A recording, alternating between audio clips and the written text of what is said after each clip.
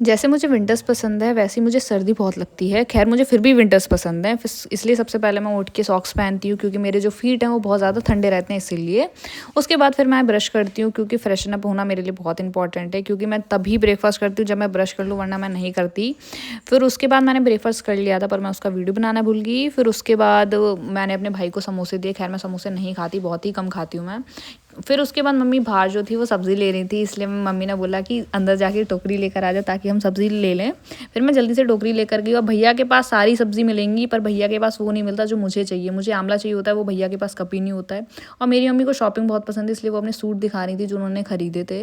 फिर उसके बाद मैं ट्यूशन पढ़ाने के लिए चली गई थी। फिर ट्यूशन पढ़ाने के बाद जब मैं अपने घर आ रही थी तो मैं क्या देखती हूँ कि बहुत दिनों बाद जो है सूरज निकला और ये सनसेट ही होने वाला था, पूरा शाम को ही निकला था ये। फिर उसके बाद काफ़ी अच्छा लग रहा था मुझे क्योंकि मैं पैदल भी जा रही थी क्योंकि इसी टाइम पर मैं सिर्फ वॉकिंग करने के लिए जाती हूँ वरना मेरे पास और कोई टाइम नहीं होता है। फिर उसके बाद रास्ते में मुझे ये क्यूटीज़ मिले थे जो कि बहुत ज़्यादा क्यूट थे ये। फिर उसके बाद ये तो चलो ठीक है जो भी था, पर जो इसका दूसरा भाई आया था वो सामने मेरे आगे ऐसा बैठ गया, पता नहीं क्या चाहिए। खैर मेरे पास बिस्किट नहीं थे पर ये बहुत क्यूट था।